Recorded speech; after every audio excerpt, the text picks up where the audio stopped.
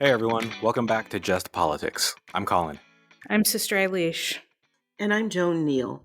It's great to be back with the two of you. I've been away for a little bit. Yeah, it's good to have you back. Mm-hmm. Yeah.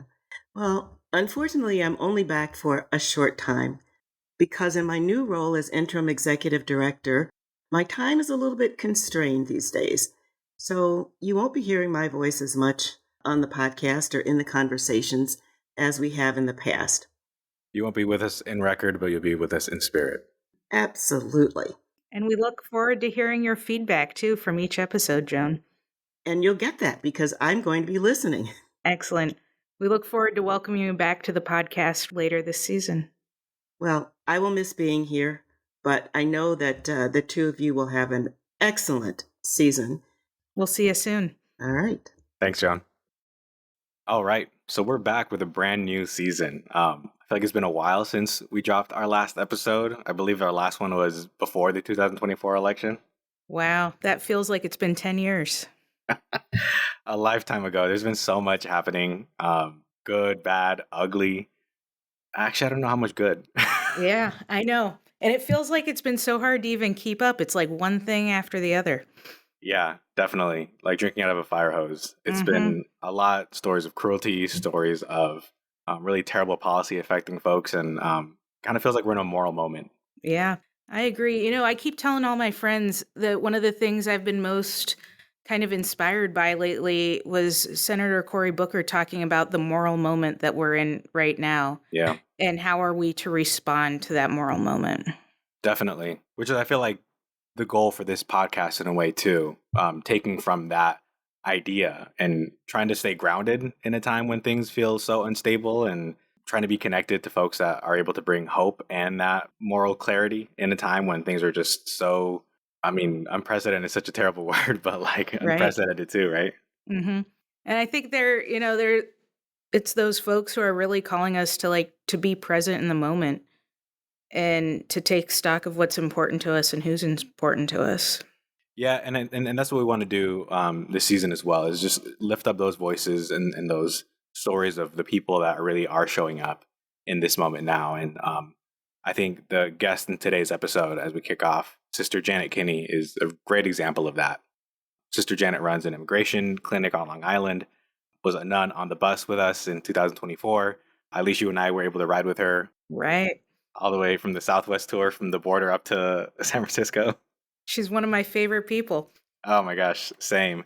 And I feel like our conversation was great in terms of just hearing the important work that she's doing, how she's showing up, someone who refuses to give up hope. And that sense of hope, I feel, really came through in the conversation during a difficult time. I cannot wait to hear the conversation, Colin, and to soak up the wisdom from Janet that she has for us and for everyone. Yeah, let's get into it. Hi, Sister Janet. How are you? Great. How are you doing today? Doing well. It's been a long time since we were on the bus together and starting off in Nogales, right? Absolutely. Lots happened since then. How have you been since then? How has the bus been a change for you since being on the bus to where we are now? Well, I have to say that being on the bus is always a highlight for me. I've been blessed with a few opportunities to be a bus rider. And of course, this last time was really wonderful because it was not just religious sisters, but our friends like yourself on the bus. So really, it was a wonderful, wonderful experience as always. We left with a lot of hope, but as we know, a lot has happened in these last few months. Very true. Very true. Well, it was definitely a pleasure being on the bus as well, going all through the Southwest and through the West Coast too.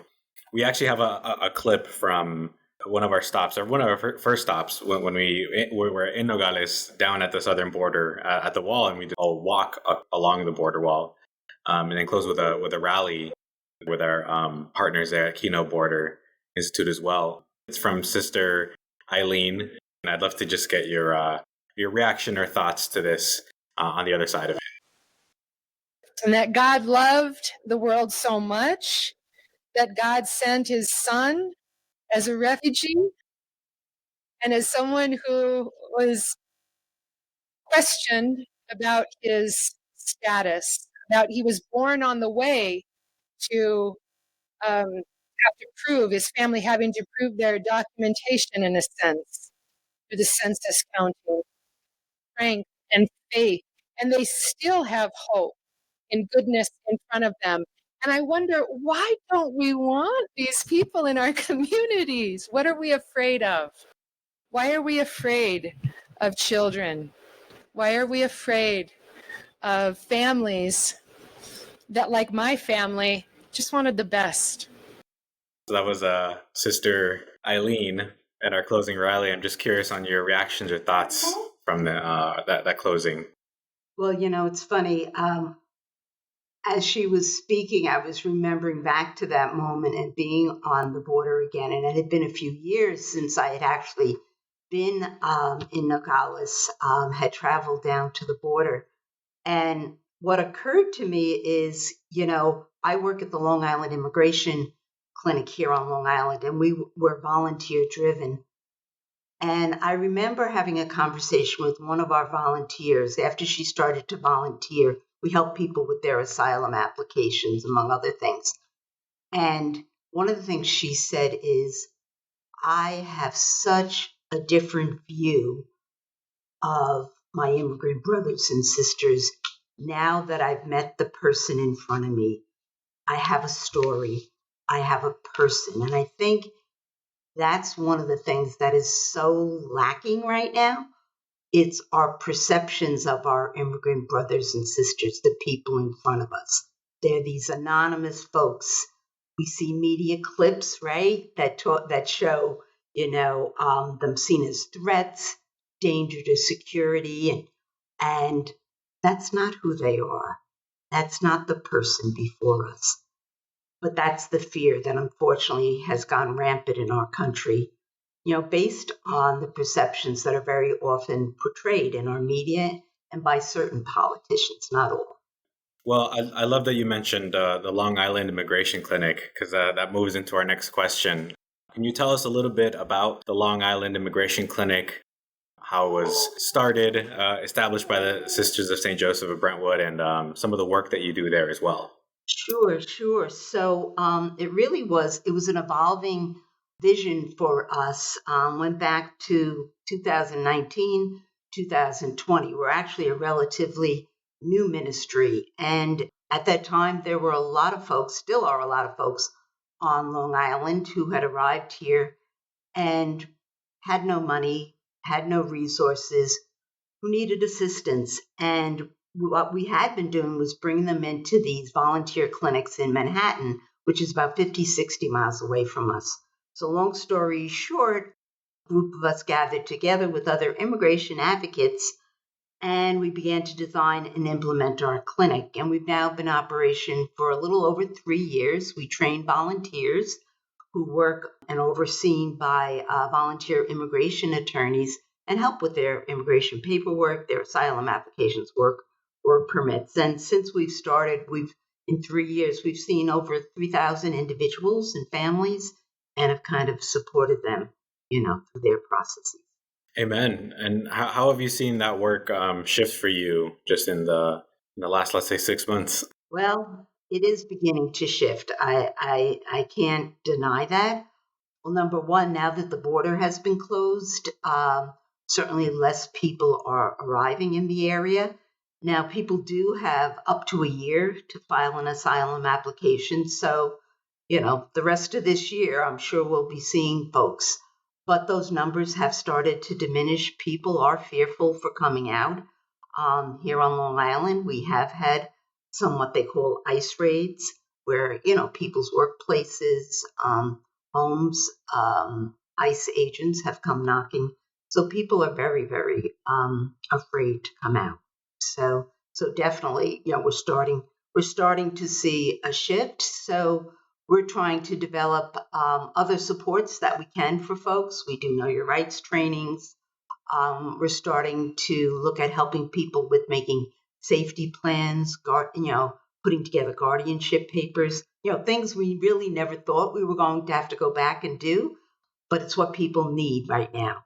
We're starting support groups, for folks, whether in person or virtual, whatever they're comfortable with, just so they have a safe place to talk, and express their fears and feel that they're not alone in this journey.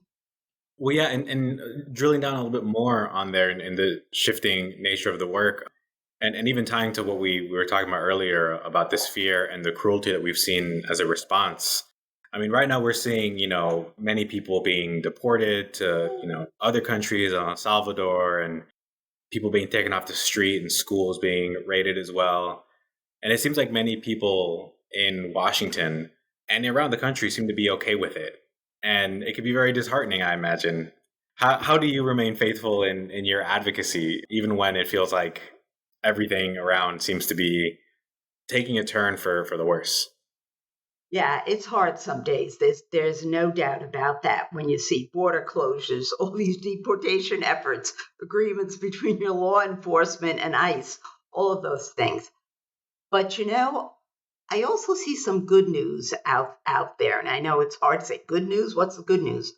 Well, nearly every day lawsuits are being filed to challenge some of these executive orders, or some of the policies that are being enacted. I want to say the growing resistance that I'm seeing in the American people gives me hope. People who want an alternative vision to what they're seeing now. And I just have to mention one other thing. This past Sunday, we had an education and learning event on our campus. We hosted it, but we did it in conjunction with other immigration advocates. We had approximately 80 people that came out because they wanted to learn more. Wow. They wanted to know how they can help their local communities. How do they set up what we call rapid response networks? Seeing that group of people coming on their Sunday afternoon, animated, energized to say, I want to help, that's what really gives me hope, And I'm sure you're seeing it, in Washington as well, the rallies that are coming together, not just on immigration, but on a plethora of, issues. So that gives me hope. That gives me hope. And I love hearing especially how the community is able to come together in Brentwood, and that being such a space. I mean, a beautiful campus that seems to be being put to use in a way that's really needed right now, really responding to the signs of the time. So I'm curious how you see faith communities and our role, even as Catholics, and your experience as a Catholic sister. What is our unique role in responding to this moment that we can do differently and uniquely compared to other voices at this time? Well, more and more, I want to say our voices are being called upon and are so, so necessary. I loved the late Pope Francis, and I can't believe I'm saying late, what a loss to us, although we know now we've got our guiding light above us. But you may recall back in February, he wrote a letter to the U.S. bishops. And in that, and I love this one quote he spoke about, he said, the true common good is promoted when society and government, with creativity and respect for the rights of all, welcome, protects, promotes, and integrates the most fragile, unprotected, and vulnerable. He called our bishops out, and really all of us, to say, this is what we're called to do right now.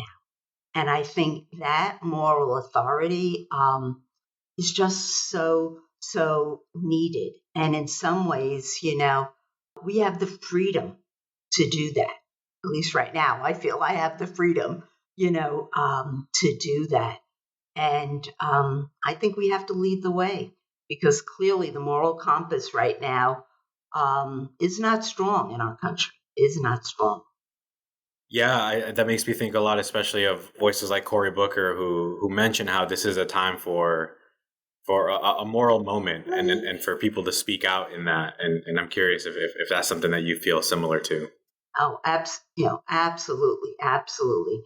And I want to say there are, and you know them too, politicians like Cory Booker who are out there, who are, also moral voices. It's not just limited to faith leaders. I mean, the people that came out on Sunday. There were some faith leaders, but most of them were everyday folks who have a neighbor, a friend, a coworker who's being impacted by this, and they're becoming enraged, about what is happening. As one person said, I want to make America great again, but not in the vision of Washington. He says, I want the real America great again. And I said, how true is that? How Amen. true is that? Amen. Yeah. I love that. Yeah, we all have a role to play right now in this time. We want to build like a resource bank of, books, quotes, resources, places of inspiration and resilience that our listeners can go to and to pull from. I'm curious, what are some, resources? Maybe it's a book, maybe it's a podcast, maybe it's music, maybe it's a quote. What are the things that are sustaining you and giving you resilience in this long-term work that we're starting in? Sure. I mean, I feel like you think, well, am I a Pope Francis acolyte here or something? But over this recent Lenten and Easter season, I spent a lot of time with the compendium of his talks on hope. And hope is critical. Hope is critical for all of us. So I have to say, I've been paying more attention to some of his writings and to other people like Bishop Seats, who's an outspoken advocate, for all of us. And I think just spending that time, in more contemplative prayer aligned with things like that. I think of things like Sojourners. Sojourners has wonderful articles and folks, that are speaking out. So, resources like that for me are critical. And the work of network and all your advocacy work as well, because it's hand in hand. It's not just reading, that gives us the solace. It's not just the prayer, but it's got to be tied to action, right? As I say, everything, there's got to be an outgrowth in action for this work. It's not charity alone, it's action. Amen. And we appreciate the shout out and for all the important work that you're doing really there on the front lines during this important moment. And we're grateful to be, working together in this important time. So Sister Janet, thank you so much for your time, for your witness, and for your work. Any final words that you have for us or our listeners? I think just to keep on towards the path of justice. That's the gospel call that each of us have. We're called to create one beloved community. So, and I believe that's something we all want. So with hope, with prayer, working together, we can make it happen. So thank you for the opportunity. Amen. Thank you.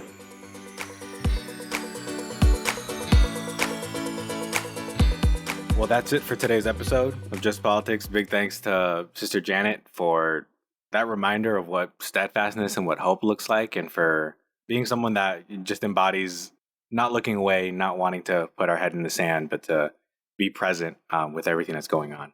She really reminds me of the people who are courageous and brave and in like a true sense of both humility coupled with humor are able to look at everything happening all around them. Yeah, definitely. It brings to mind for me a quote from Fred Rogers, where he talked about during times of crisis or emergency, there's a lot happening, but a good place to look is always at the helpers, the people that are running towards the problem, willing to make a hand to see how they can make a difference. And I know I definitely saw that during our time on the bus, and I think it came through during this conversation as well. I agree. I think I love that quote by Fred Rogers, looking for the helpers. It reminds me not just of Sister Janet, but Bishop Buddy, who spoke so courageously and spoke the gospel during the service, during the inauguration, but also the stand that Harvard has taken in making sure that they are promoting education in the stance of things that are trying to be taken away from colleges and universities. And the people in our own advocates field who are every day going out and saying, this is where we are, this is where we stand. this is what we believe in, and we're not going to turn away. We're not going to stay silent. Yeah, even though things can feel very hopeless, I think when someone shows bravery, it turns to be contagious, and Yeah. other people end up showing up when they see how they show up themselves. And I think for me, when things get hard this year, I'm going to have to keep going back to this episode and pick up the wisdom from Sister Janet. Amen. And we have more voices like Sister Janet coming this season. It's important work that we're in. We're in a moral moment, and we hope to be able to continue to show up and uplift those voices that are doing the same kind of work. Network's been here for 53 years, and we're going to continue to be here no matter what the political climate is. And we hope that you'll join us in this too. Yeah, we're certainly not going anywhere. And we want to remind you, make sure that you subscribe to this podcast wherever you listen to your podcasts. Share the episode with a friend, invite them to listen to us, and follow us on social media. We're on Facebook, Instagram, and Blue Sky, and X. And don't forget, visit our website so you too can become a member of Network and help us do this work. We cannot do it without you. Thank you. See you next episode.